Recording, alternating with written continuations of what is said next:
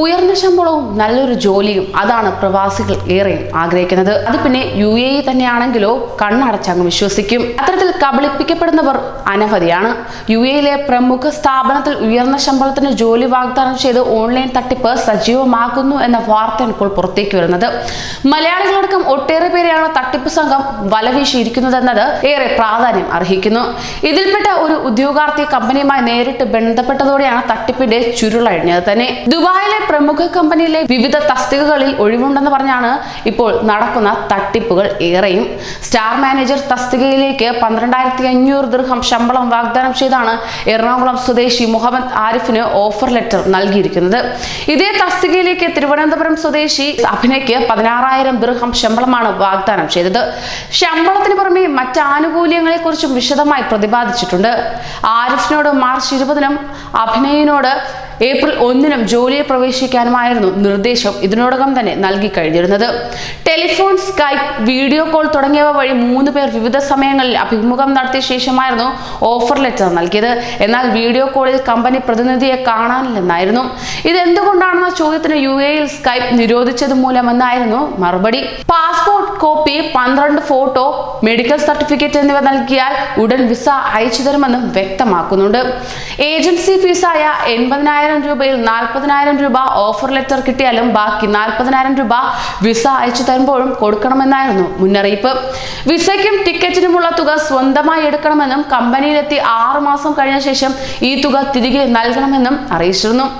Online job പോർട്ടലിൽ നിന്നുള്ള ബയോഡാറ്റയിലെ നമ്പറുകളിൽ ഉദ്യോഗാർത്ഥികളെ ബന്ധപ്പെട്ടാണ് വലയിൽ വീഴ്ത്തിയിരുന്നത് തന്നെ. ഓവർസീസ് HR ന്യൂഡൽഹി എന്ന വിലാസത്തിലെ മൊബൈൽ നമ്പറുകളിൽ നിന്നാണ് ഇന്ത്യയിൽ നിന്ന് ആരിഫിനെ ബന്ധപ്പെട്ടിരുന്നത്. പിന്നീട് ദുബായിലെ കമ്പനിയുടെ ലാൻഡ് ലൈൻ നമ്പറിൽ നിന്ന് തന്നെ വിളിച്ചെന്ന് ആരിഫ് പറയുകയുണ്ടായി.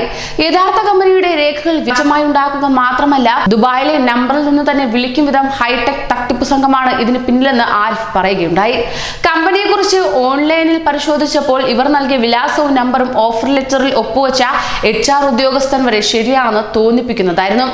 അഭിമുഖത്തിലെ അവ്യക്തതയുണ്ടാക്കിയ സംശയമാണ് ആരിഫിനെ തട്ടിപ്പിൽ നിന്നും രക്ഷിച്ചത് തന്നെ. UAEയിലുള്ള സുഹൃത്ത് വഴി കമ്പനിയുമായി ബന്ധപ്പെട്ടപ്പോൾ വ്യാജമാണെന്ന് തിരിച്ചറിഞ്ഞു. ഒട്ടേറെ പേരാണ് ഇത്തരം തട്ടിപ്പിൽപ്പെട്ട് ദിവസേന കമ്പനിയിൽ വിളിക്കുന്നതെന്നും റിക്രൂട്ടിംഗ് കമ്പനി ആരെയും ചുമതലപ്പെടുത്തിയിട്ടില്ലെന്ന് പ്രതിനിധി വ്യക്തമാക്കുകയും ചെയ്തു. അന്വേഷണത്തിൽ വ്യാജമാണെന്നറിഞ്ഞതോടെ ആരിഫും അഭിനയും ജോലി വാഗ്ദാനം വേണ്ടെന്ന് വെച്ചതായി അറിയിച്ച് കത്തയച്ചു. ഇത് കിട്ടിയ ഉടൻ കമ്പനി സീനിയർ റിക്രൂട്ടിംഗ് സ്പെഷ്യലിസ്റ്റ് ആണെന്ന് അറിയിച്ച് വിളിച്ച ഉദയരാജ് ശർമ്മ ആരിഫിനോട് വേണ്ടെന്ന് വെക്കാനുള്ള കാരണവും അന്വേഷിച്ചു.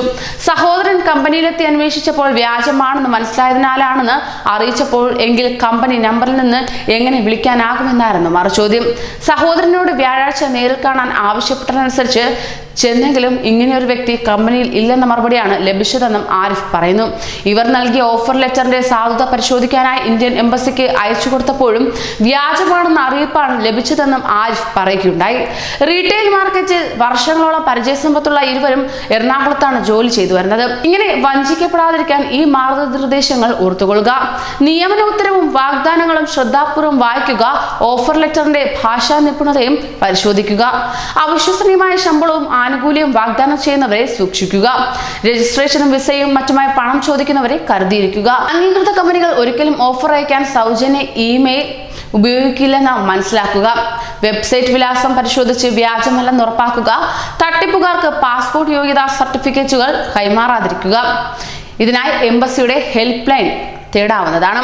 ഓഫർ ലെറ്റർ അസലാണോ വ്യാജമാണോ എന്നറിയാൻ എംബസിയുടെ കീഴിലുള്ള പ്രവാസി ഭാരതീയ സഹായക കേന്ദ്രവുമായി ബന്ധപ്പെടുക തന്നെ ചെയ്യണം. ഇതിനോടൊപ്പം പരാതിപ്പെടുകയും ചെയ്യണം. വ്യാജ വാഗ്ദാനത്തെ തീർത്തും അവഗണിക്കണം.